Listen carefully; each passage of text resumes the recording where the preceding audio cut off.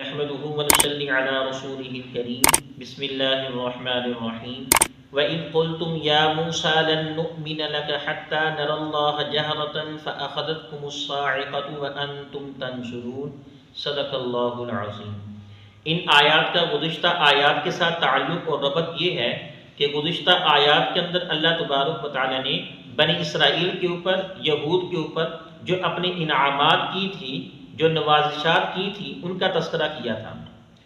یہود نے حضرت موسیٰ علیہ نبینا علیہ السلام سے یہ درخواست کی تھی کہ آپ اللہ تبارک و تعالیٰ سے درخواست کیجئے کہ ہمارے لیے کوئی کتاب ہونی چاہیے، ہمارے لیے کوئی اصول اور ضابطے ہونے چاہیے کہ جن اصول اور ضابطے کے مطابق، جس کتاب کے مطابق ہم اپنی زندگی کو بسر کر سکیں۔ تو حضرت موسیٰ علیہ نبینا علیہ السلام نے اللہ تبارک و تعالیٰ سے دعا کی۔ اللہ تبارک و تعالیٰ نے حضرت موسیٰ علیہ نبینا علیہ السلام کو تورات عطا فرمائی۔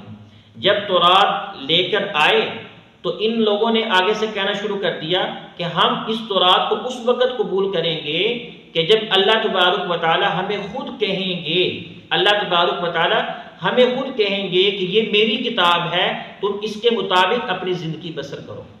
تو حضرت موسیٰ علیہ السلام اپنی قوم کو لے کر کوہ طور پر جاتے ہیں تو اللہ کی طرف سے آواز بھی آتی ہے، ان کی بات کو مانا بھی جاتا ہے۔ اللہ کی طرف سے آواز آتی ہے کہ یہ کتاب میں نے عطا کی ہے، لہذا تم اس کے مطابق اپنی زندگی بسر کرو۔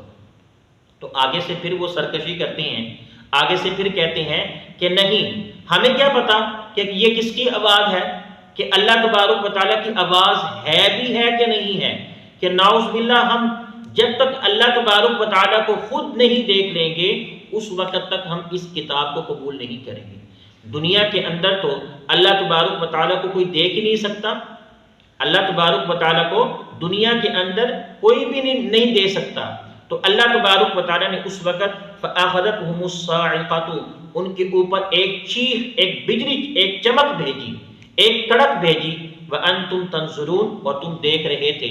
یعنی کہ جو یہود تھے، جو بنی اسرائیل تھے، اس وقت وہ سارا منظر دیکھ رہے تھے کہ جب اللہ تبارک و تعالیٰ نے ان کے اوپر بجلی، چمک، کڑک کو بھیجا، سارے کے سارے اس کی وجہ سے ہلاک ہو گئے۔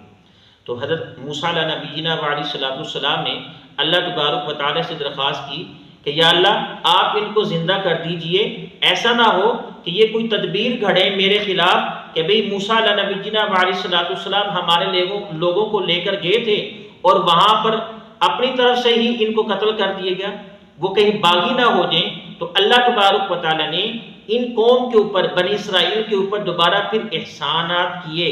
احسانات ان میں سے ایک یہ تھا ثم بعثناکم من بعد موتکم، کہ ان کے مرنے کے بعد جب وہ مر گئے تھے ان کو دوبارہ پھر زندہ کیا۔ لعلکم تشکرون، کیوں زندہ کیا؟ تاکہ وہ اللہ کے احسانات کو مانیں اور اللہ تبارک و تعالیٰ کے احسانات کو مان کر صحیح طریقے سے حضرت موسیٰ علیہ نبینا علیہ السلام کی پیروی کے مطابق زندگی بسر کریں۔ تو یہ اللہ تبارک و تعالیٰ نے ان کے اوپر بے شمار احسانات کیے تھے۔ ان احسانات میں سے ایک یہ بھی ہے کہ اللہ تبارک و تعالیٰ نے ان کو مارنے کے بعد دوبارہ پھر زندہ کر دیا تھا۔ اللہ تبارک و تعالیٰ سے دعا ہے اللہ مجھے بھی اور آپ کو بھی عمل کرنے کے ساتھ ساتھ سمجھنے کی توفیق عطا فرمائے۔